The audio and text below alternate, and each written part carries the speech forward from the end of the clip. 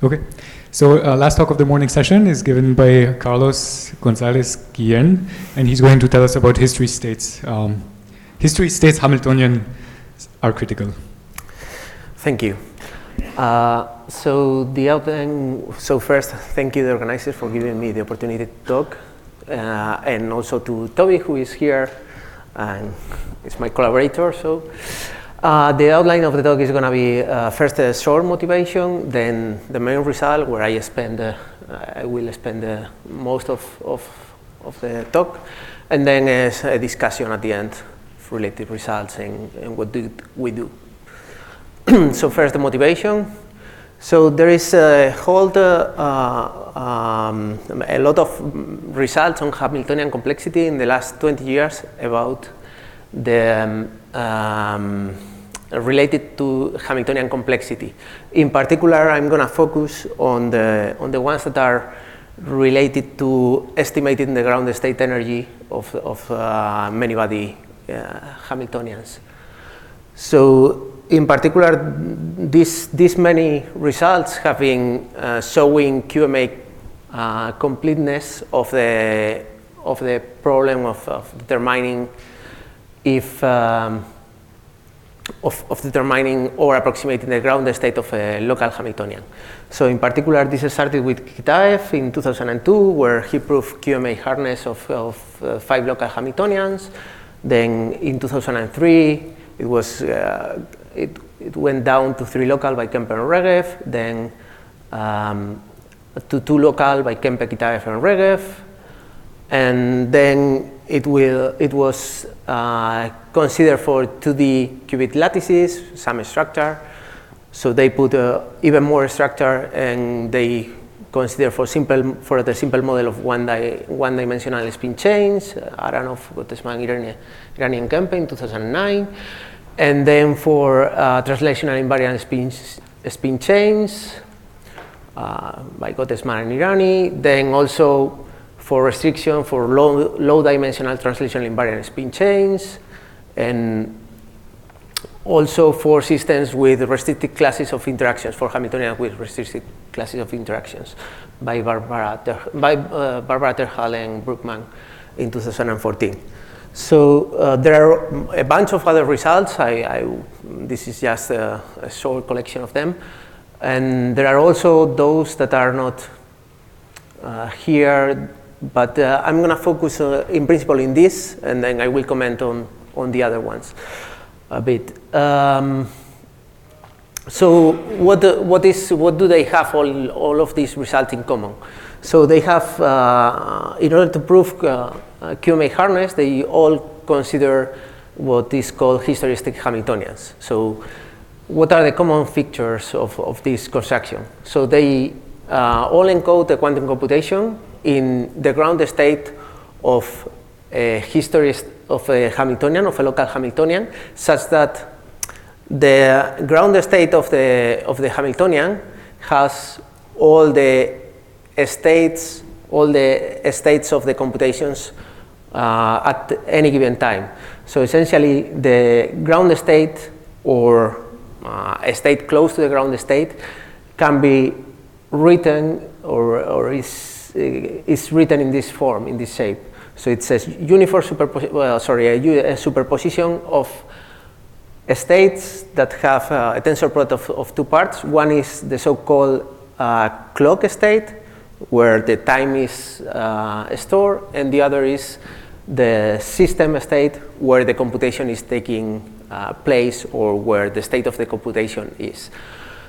So this is an idea that gets back to Feynman, and that was picked up by Kitaev and further developed by him in 2002. And what they don't have in common, all these constructions, is that they differ maybe in the way the computation and the time are encoded in these history states, or even how the local construction of the Hamiltonian is made. So besides, all these Hamiltonian constructions are critical in the large size limit, and essentially the gap of the Hamiltonian is closing as 1 over poly of t, where t is the number of gates of the circuit. So one is tempted, seeing this, to argue that the complexity comes from the criticality of the Hamiltonians, and this is essentially what we are going to see. And informally, what we see is exactly this: that the hardness of all these problems comes from the criticality on the Hamiltonians. Okay, so if one look at this result, of course, this result is not true directly. So there are some essentially some easy ways to see why the result that I've put in there it's not true directly. So why K local Hamiltonian that has low energy history state, then spectral gap does not need to close. Essentially, one could consider any Hamiltonian of this kind and multiply by a constant, and then of course one can make the gap as large as one wants. So then we have to impose some normalization here, and this is what I'm going to talk about before going to the main result. So we need to, or we want essentially to give a mild normalization constraint, as mild as possible. And we don't want even to interact the kind of interactions that are in the interaction graph. So we don't want to say how the interactions of the Hamiltonians are done. To be there, to have a result as general as possible. So in particular, there is some constraints that one could put in the strength of the Hamiltonian, and the first one that one could think is, okay, could be enough if we restrict to local terms that have a constant operator norm, a constant strength, and this is clearly not enough, and this is it's easy to see that adding extra terms one can trick this condition. The other thing that one could think is, okay, not only this, but what if we assume that all the local Hamiltonian terms that act on a particular given set of systems is bounded in infinity norm, and then this can be seen also that is not enough just by adding ancillary systems and making K plus 1 local Hamiltonian which has a gap increasing. So we just increase the gap by adding ancillary system and only adding the locality or incrementing the locality of the Hamiltonian by 1. So so maybe I should comment a bit more on this. So the thing, this is the typical normalization of condensed matter systems, the last one. But usually in condensed matter system, one has an interaction graph constraint. So on top of that, but we don't want to do that. So for us, this condition is not enough. And what the right normalization in this particular case is to bound all the strength terms of the local Hamiltonian that touch a particular qubit. So what we do is consider all the local terms of the Hamiltonian that touch a particular qubit, and then this has a bounded strength.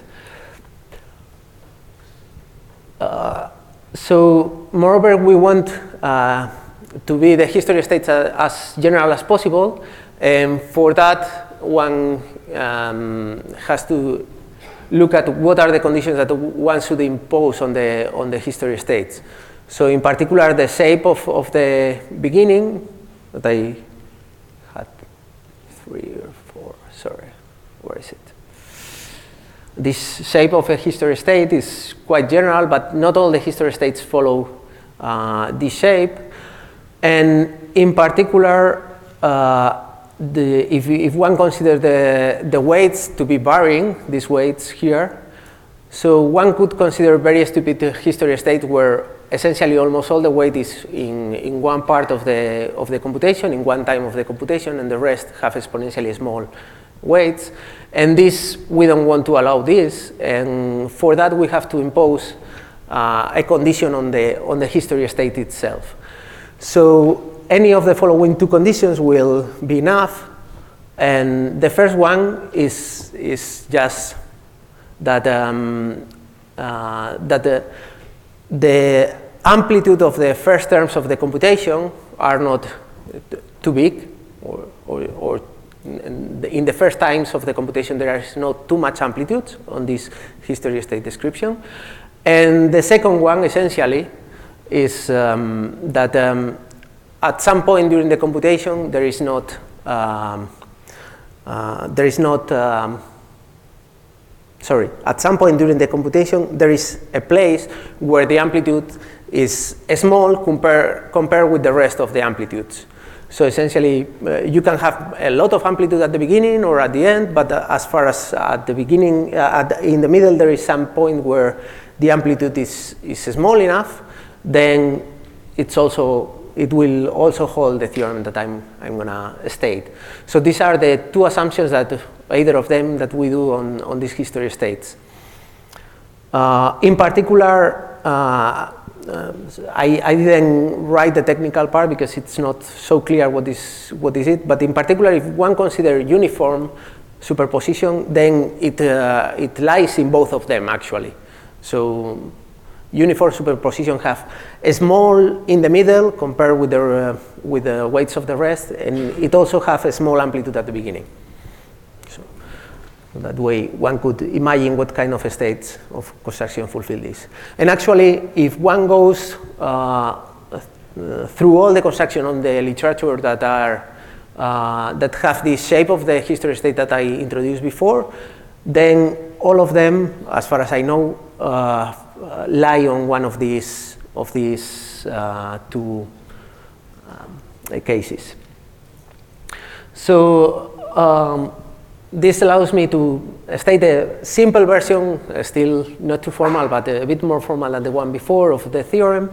So what we consider is, so what the theorem says is that for any mapping that takes circuits to local Hamiltonians, such that the history state of the circuit is close to the ground state energy of the Hamiltonian, the Hamiltonian fulfills assumption 1, the one that I did before, this bounded strength of terms touching one qubit, and the history state fulfills one of the assumptions 2, then we can there exists an increasing sequence of numbers such that there exist circuits of size t growing with n, for which the spectral graph of the associated local Hamiltonian is of order t minus 1.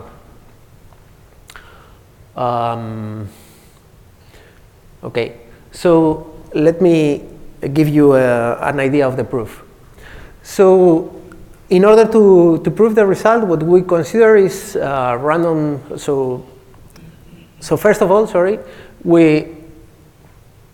we assume that our construction have the history state have a small amplitude, and we consider a local random circuit and the history state associated to it. So we construct a circuit such that it is initializing in the 0 states, in all 0 states, and then we let the circuit. So we consider a random circuit and let this initial state evolve through the circuit. Then the history state is given by this guy here, and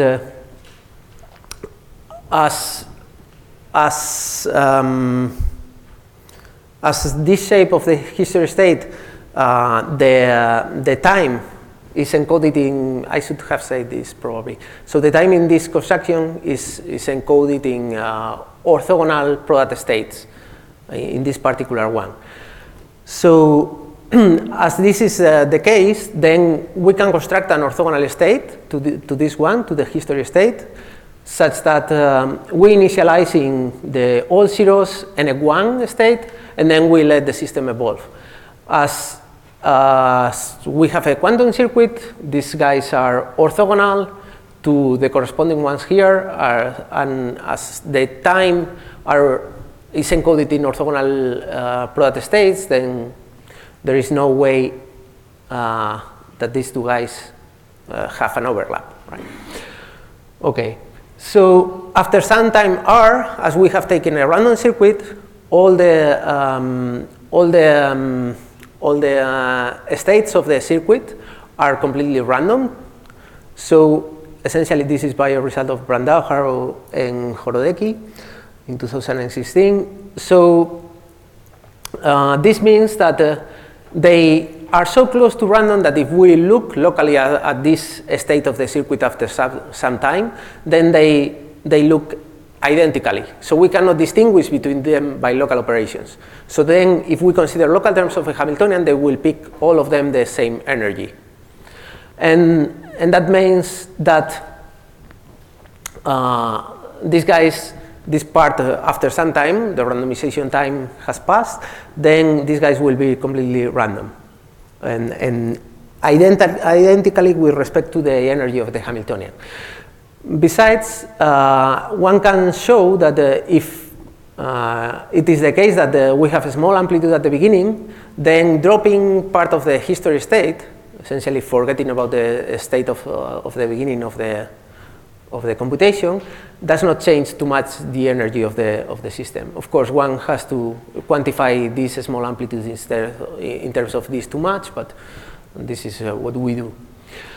And then what we construct is two truncated versions of the ground state and the truncated version of the history state, the other history state that we have constructed. They have the same energy, and as the previous one didn't change too much the energy and these are orthogonal, then we construct an orthogonal state which has energy close to the ground state energy.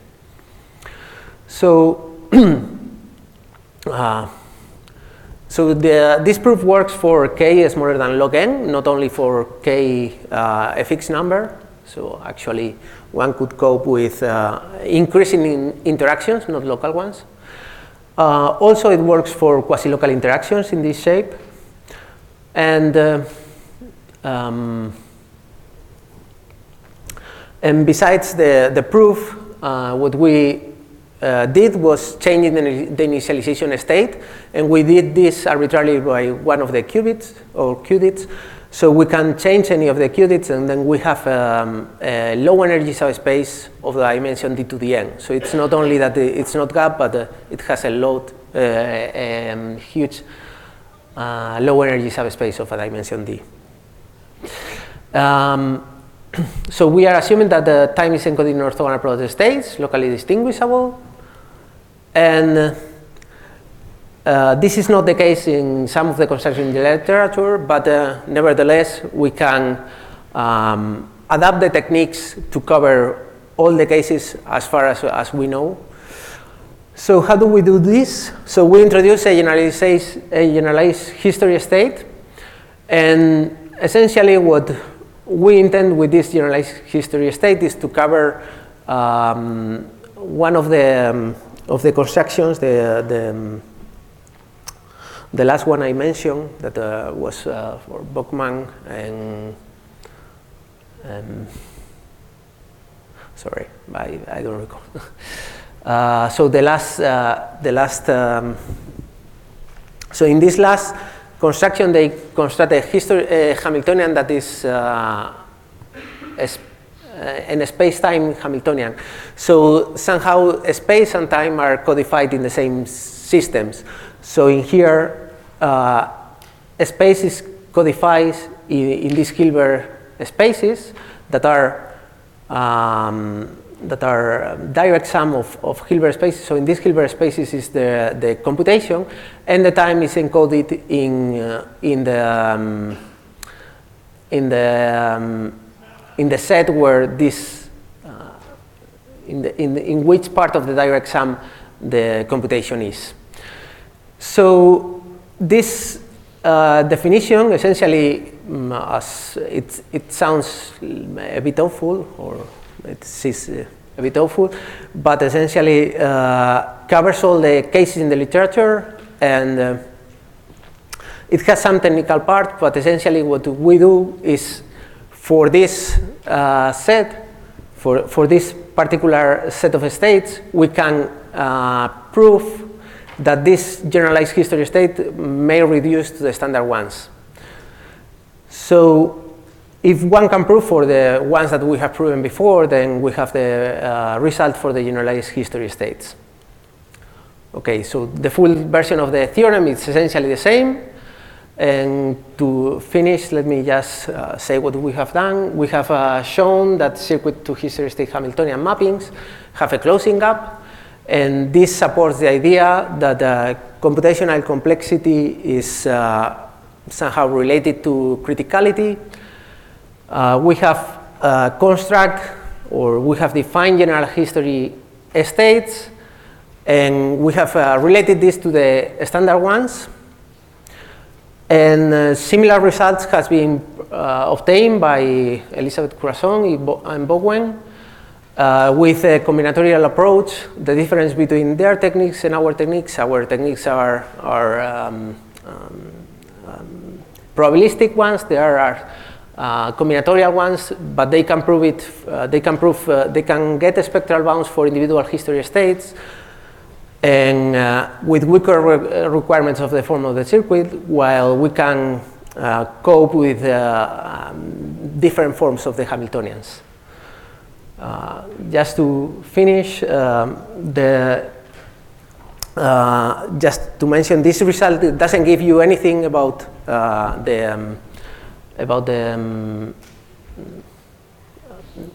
promise gap. Sorry, it's not the word written about the promise gap. Unless we assume some structure in the Hamiltonian. So in principle, we don't get anything about the promise gap of the construction. Thank you.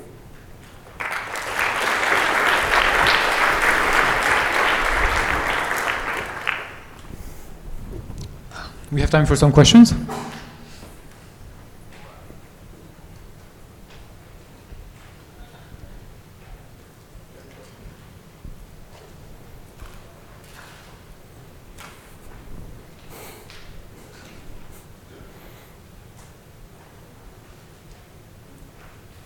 Hey, so I have a comment and a question. The comment is that criticality and gaplessness are not quite the same. Gaplessness doesn't imply criticality, but the reverse is true. The question is the following. Yes. So if you have the verifier circuit has some more structure, which is usually the case for like QMA complete problems, can you get the same result? You mean about the spectral gap? Yeah. Yeah, definitely. I mean, if you put in extra structure, it makes your life easier, not harder. So it's the other way around. Is what can you relax in order to prove a result as general as possible? So even if you put an extra structure in the Hamiltonian, for sure you get the result. Well, okay. Just to make sure, maybe I misunderstood the question, but I thought what you were saying is if we put more structure on the verifier circuit, then what does happen? Yeah. So I think what he's asking is, what if your mapping only applies to some classes of circuits, but not like random circuits or not fast scrambling circuits or something? Is there? I see. Yeah, that's what I meant. I'm so sorry.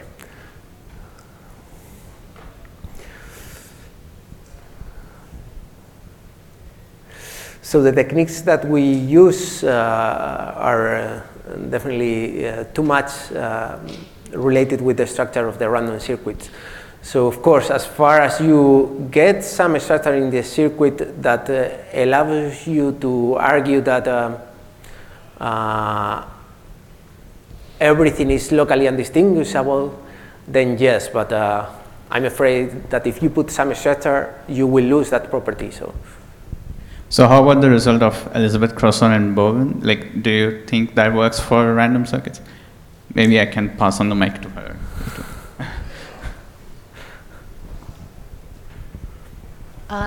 So what I would say is that our result is based kind of explicitly on the form of the history state Hamiltonian and doesn't depend at all on the nature of the circuit.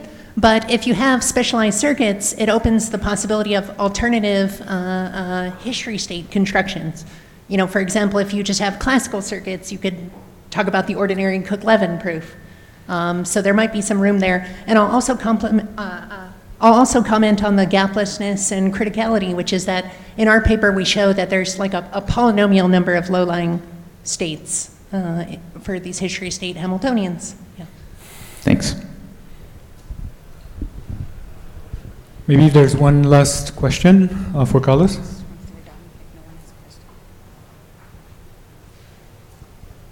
Okay, if not, let's thank him again.